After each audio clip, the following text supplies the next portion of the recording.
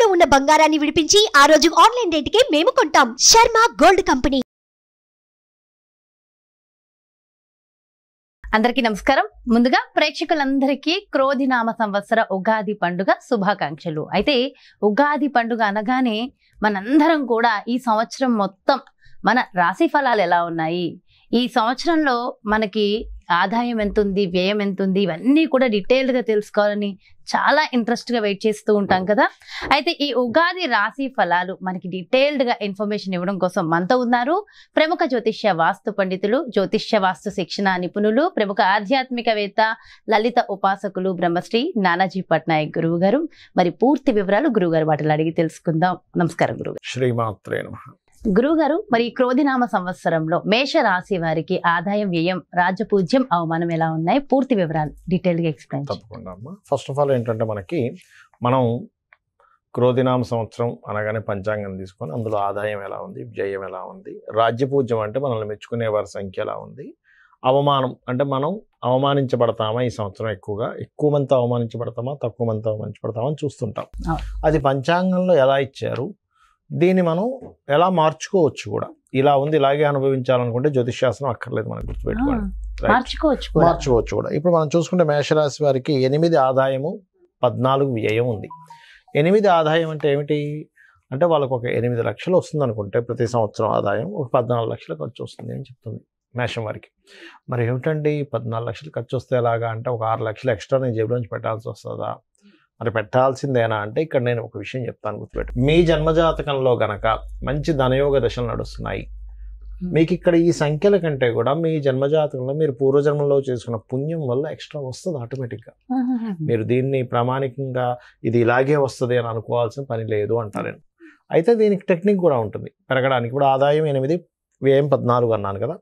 ఇప్పుడు వ్యయం తగ్గించుకోవాలి, ఆదాయం పెంచుకోవాలి, సింపుల్, అంతే కదా. మేషం వారికి ప్రస్తుతం ఉన్న గ్రహస్థితి రీత్యా రాశిలో గురువు యొక్క సంచారం ఉంది. మే నుంచి 2వ స్థానంలోకి వెళ్తాడు. అంటే ఏంటి, 12వ అధిపతి 2వ స్థానంలోకి వెళ్తున్నాడు. 12లో రాహు ఉన్నాడు, విదేశాలకు కారకుడు.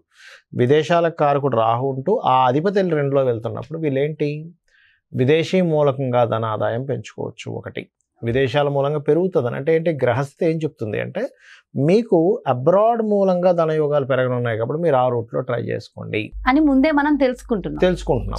ఒకటి. ఇంకోటి, ఖర్చు తగ్గాలనుకుంటున్నాం కదా. 12లో ఎవరున్నారు, ఖర్చు స్థానంలో రాహు ఉన్నాడు. అంటే ఏమిటి, దుర్గా ఆరాధన చేయడం, రాహుకాలంలో దీపారాధన చేయడం దుర్గాదేవికి.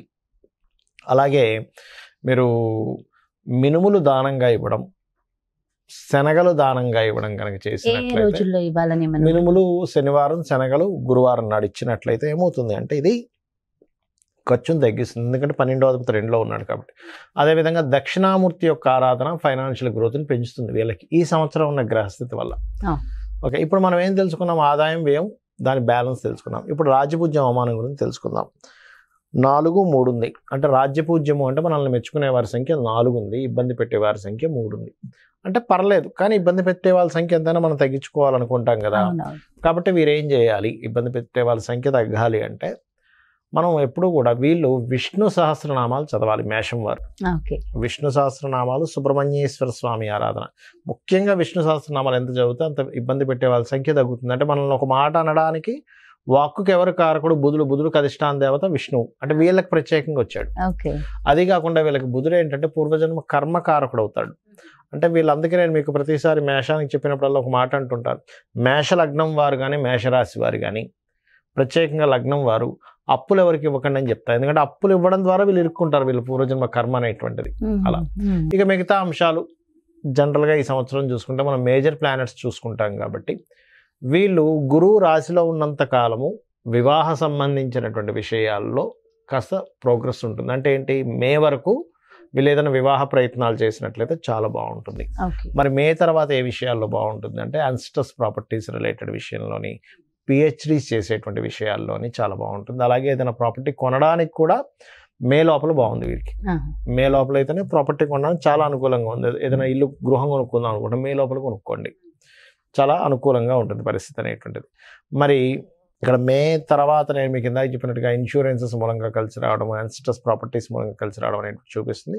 దాంతోపాటు వీళ్ళకి 6వ స్థానంలో కేతు సంచారం జరుగుతుంది కాబట్టి నిత్య జీవితంలో అంటే డైలీ రొటీన్ లైఫ్లో ఏదో తెలియని ఆటంకాలు ఏర్పడుతూ ఉంటాయి. దీనికి ఏం చేయాలి? ఇంటి నుంచి మీరు బయలుదేరే ముందు, అంటే ఈ మేషలగ్నం వారు మేషరాశి వారు ఇంటి నుంచి బయలుదేరే ముందు కేతు గ్రహ ఆరాధన ప్రతిరోజు లేదా గణపతి ఆరాధన, ముఖ్యంగా గణపతిని తలుచుకొని బయలుదేరినా, గణపతి తలుచుకొని ఏ ప్రయత్నం చేసినా సక్సెస్ అవుతుంది. వీళ్ళకి గుర్తుపెట్టుకోండి.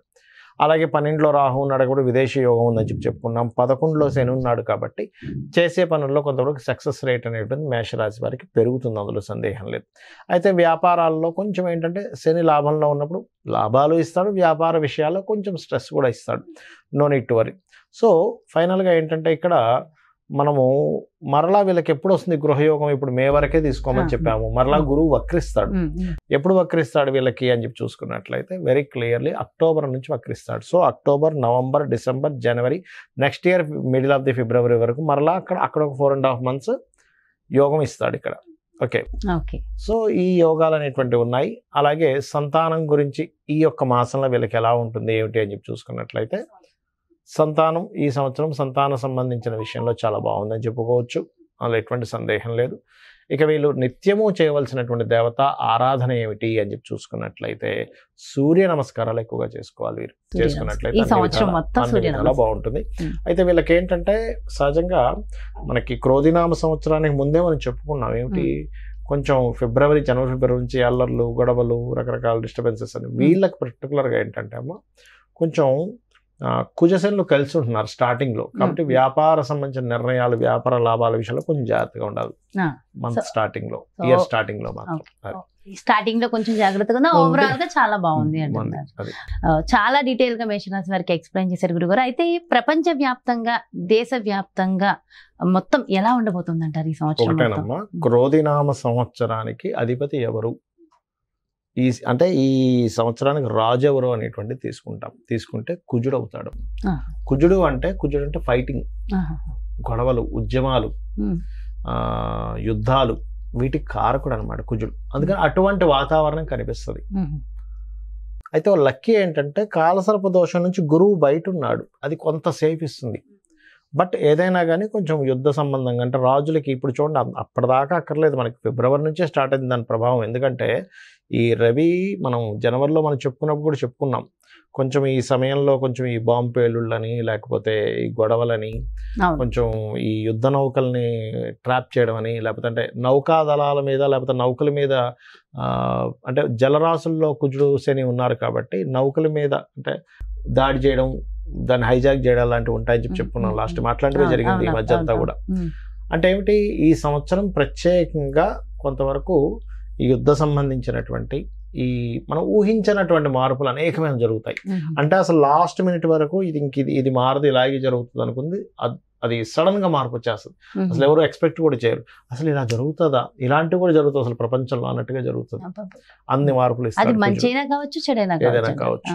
అంటే టెక్నికల్ గా హై లెవెల్లో మార్పులు చూస్తాము, రాజకీయంగా హై లెవెల్లో మార్పులు చూస్తాము, గుర్తుపెట్టుకోండి.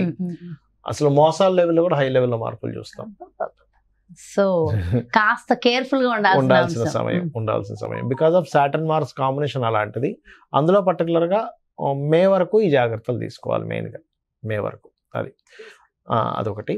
ఇక మిగతా అంశాలు కనుక చూసుకుంటే గనక అంటే వీళ్ళు మరి ఇప్పుడు ఈ యుద్ధ సంబంధించిన ఇవన్నీ అనుకున్నాం కదా, మరి రకరకాల దేశాల్లో మన ఇండియన్స్ ఉంటారు, అందరూ కూడా మనుషులే కాబట్టి వీళ్ళెవరూ కూడా ఇబ్బంది పడకుండా ఉండాలి అంటే ఒకటే గుర్తుపెట్టుకోండి, కాలభైరవ అష్టకము, కాళికాదేవి యొక్క స్తోత్రాలు, కాలభైరవ అష్టకం కానీ, నృసింహస్వామి యొక్క స్తోత్ర పఠనం చేయడం కానీ, ఆంజనేయ స్వామి యొక్క ఆరాధన చేయడం కానీ, ఇవి గనక చేయగలిగితే, లేదా మీకు దగ్గరలో గోశాల ఉంది, గోవులకు కాస్త బెల్లము, అదేవిధంగా నువ్వులు కాదు సారీ బెల్లము మరియు క్యారెట్లు, నువ్వులు తినిపించకూడదు, పొరపాటు నువ్వులు అన్నాను, నువ్వులు అస్సలు తినిపించకూడదు, బెల్లము క్యారెట్స్ తినిపించాలి. నువ్వులు దానం మాత్రమే ఇవ్వాలి. చాలామంది అంటుంటారు ఏమంటే నువ్వులు మేము తినిపించాలా అని అడుగుతూ ఉంటారు, ఏది పురోహితుడు తీసుకోవట్లేదని.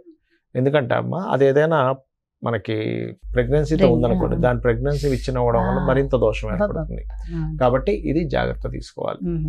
సో కాబట్టి ఈ జాగ్రత్తలు తీసుకుంటే సరిపోతుంది. ఇదంతా ఓవరాల్ గా సామూహికంగా కూడా చేయడం వల్ల ప్రపంచానికి ఇంకొంచెం మంచి జరుగుతుంది కదా గురుగారు. గురుగారు ఇవే కాకుండా ఇంకేమైనా జాగ్రత్తలు తీసుకోవాల్సిన అవసరం ఉంటుందంటారా? జాగ్రత్తలు అంటే ఏం లేదమ్మా, ఒకటి గుర్తుపెట్టుకోండి, నేను చెప్పేది ఒకటే. మనకి ఎప్పుడైనా సరే గ్రహస్థితిలో ఎలాగున్నా, అంటే మన జాతకం ఎలా ఉంది, వాస్తు ఎలా ఉంది, ఇవన్నీ ఎలాగున్నా, నేను చెప్పేది ఒకటే, అమ్మవారిని గనక మనం ఆశ్రయించినట్లయితే ఇవన్నీ కూడా పక్కకు పోతాయి. అయితే మరి ఈ శాస్త్రం ఎందుకు ఇచ్చింది అమ్మవారు? ఈశ్వరుడే స్వయంగా కూడా జ్యోతిష్ శాస్త్రాన్ని ఇచ్చాడు కదా, మనం చెప్పుకుంటూ ఉంటాం కొన్ని వాటిల్లో మహర్షుల ద్వారా మనకు అందించాడని. మరి ఆ పరమేశ్వరుడు ఎందుకు అందించాడంటే మనకు ఒక జాగ్రత్త చూసుకోవడానికి, ఒక రూట్ మ్యాప్ లాగా మనం ఒక తయారు చేసుకుంటున్నాం. ఏది, ఏ రూట్ లో ఎక్కడ ట్రాఫిక్ ఉంది, ఎక్కడ ఏది ఉంది అన్ని తెలుసుకుని దాన్ని బట్టి వెళ్తున్నాం కదా. అలాగే మనకు భగవంతుడే ఈ యొక్క జ్యోతిష్ శాస్త్రాన్ని అందించాడు. దీనివల్ల ఏమిటి, మనం మన జన్మజాతకం కూడా చూసుకోవాలి. అంటే మన జన్మజాతకంలో లగ్న బలం ఎలా ఉంది, ధనం ఏ మార్గంలో వెళ్తే మనకు ధనం సంపాదిస్తాము, ఏ రకంగా ప్రయత్నిస్తే మన ప్రయత్నాలు సఫలీకృతం అవుతాయి, ఏ దిశలో ఉంటే మనకి బాగుంటుంది, సంతాన అభివృద్ధి ఎందుకు అవ్వట్లేదు, వివాహం ఎందుకు అవ్వట్లేదు, మన జన్మజాతకంలో ఉంటుంది. అంటే ఏ సమయంలో వివాహం చేసుకుంటే బాగుంటుంది, అదేవిధంగా మనకి ఏ వృత్తుల్లో బాగుంటుంది, ఏ వ్యాపారాల్లో బాగుంటుంది, ఎందులో ఎప్పుడు ఇన్వెస్ట్మెంట్ చేస్తే మంచిది, ఎప్పుడు ఇన్వెస్ట్మెంట్ చేయకూడదు అనేటువంటి అన్ని విషయాలు ఉంటాయి. మీకు అనిపిస్తుంది మరి ఇవి అన్నీ మన జన్మజాతకంలో ఉంటాయి, మనం మరి ఈ గోచార ఫలితాలు ఇవన్నీ ఎందుకు చెప్పుకుంటున్నాం అంటే ఒకటే గుర్తుపెట్టుకోండి అమ్మా. ఇప్పుడు మీరు షూటింగ్కి వచ్చారు కదా, నార్మల్గా మీ ఇంటి నుంచి ఇక్కడ 40 నిమిషాలు అనుకోండి కార్లో రావడానికి, అదే ట్రాఫిక్ జామ్ అయితే కదా. అంటే ఏమిటి, గంటలోనో 40 నిమిషాల్లోనో వస్తాననేది మీరు ఏం చెప్తారు, గంటన్నర పడుతుందండి అంటారు. అంటే మీ కారు, మీరు మీ డ్రైవర్ కానివ్వండి, మీరు ఓన్గా డ్రైవ్ చేసుకున్నా మీ కారు అదే రోడ్డు అయినా కూడా మరి ట్రాఫిక్ ఉన్నప్పుడు ఏమో ఎక్కువ టైం పడుతుంది, ట్రాఫిక్ లేనప్పుడు ½ అన్ అవర్లో రాగలుగుతున్నారు. అంటే దాని అర్థం ఏమిటి, సమయం బయట ఉండే వాతావరణం కూడా మనకు సహకరిస్తేనే మనం సమయానికి వెళ్ళగలం. అలాగే గోచారం అనేటువంటిది ఏంటంటే ఇప్పుడున్న గ్రహస్థితి, ఇప్పుడుండే గ్రహస్థితి ఏ విధంగా ఉంది, పరిస్థితులు ఎలా ఉన్నాయి అనేది చెప్పేదే గోచారం. సో ఈ సంవత్సరం ఈ విషయాలు ఇలా ఉంది కాబట్టి నువ్వు ఈ రెమెడీ చేసుకో, నీ జన్మజాతకం కూడా చూసుకో, ఈ రెండు కలుపుకో. అందుకు ఇంకోటి ఏంటి, నేను ఒకటే చెప్తా, నా జాతకం ఎలా ఉంది, నా దశ ఎలా ఉంది, పాడైపోయింది ఏం పెట్టుకోకండి, అమ్మవారిని నమ్ముకోండి. అమ్మవారు అంతా దారి చూపిస్తుంది మనకి. ఎలా ఉన్నా జాతకం ఎలా ఉన్నా అమ్మవారు చూపిస్తుంది. అమ్మని చేయి పట్టుకుంటే తిండి కొదవ ఎలా ఉండదు, అమ్మవారిని పట్టుకుంటే వాడికి దేనికి కొదవ ఉండదు. ఎంతో చక్కగా చెప్పారు గురుగారు. అంటే ఎంతో ఒక ధైర్యం, ఒక మోటివేషన్. అంతే కదా, అమ్మని పట్టుకున్న వాడికి తిండి కొదవ ఉంటుందా? ఏమి ఉండదు, అమ్మాయి చూసుకుంటుందండి. అలాంటిది అమ్మవారిని పట్టుకుంటే దేనికి కొదవ ఉంటుంది? అంతే. ఎంతో చక్కగా, ఎంతో చక్కటి ధైర్యాన్ని, స్థైర్యాన్ని అందించారు. థ్యాంక్ యూ సో మచ్ గురువు గారు. నమస్కారం. శ్రీమాత్రే నమః. ఎస్, ఇదండి మరి క్రోధినామ సంవత్సరంలో ఎంతో అద్భుతంగా వివరించారు మేష రాశి వారికి. అదే విధంగా మనందరికీ ఒక ధైర్యాన్ని, స్థైర్యాన్ని, అమ్మ పాదాలని పట్టుకునే విధానాన్ని కూడా వివరించారు కదా. మరో చక్కటి ప్రత్యేకమైన కార్యక్రమంతో మళ్ళీ మీ ముందుకు వచ్చేస్తాను. మరి అదే విధంగా ఈ సంవత్సరంలో మీ యొక్క జాతక ఫలితాలు ఒక్కసారి చూపించుకుని మీరు మీ జాతకం ద్వారా చక్కటి రెమెడీలు చేసుకుని మంచి దిశగా మీ దారిని ఎంచుకోవాలి, గురువుగారు అపాయింట్మెంట్ కావాలి అనుకుంటే క్రింద డిస్ప్లే అవుతున్నటువంటి నెంబర్స్కి కాల్ చేయండి. నమస్కారం. సుమన్ టీవీలో మీ పర్సనల్ అండ్ బిజినెస్ ప్రమోషన్స్ కోసం కింది నెంబర్కి కాంటాక్ట్ చేయండి.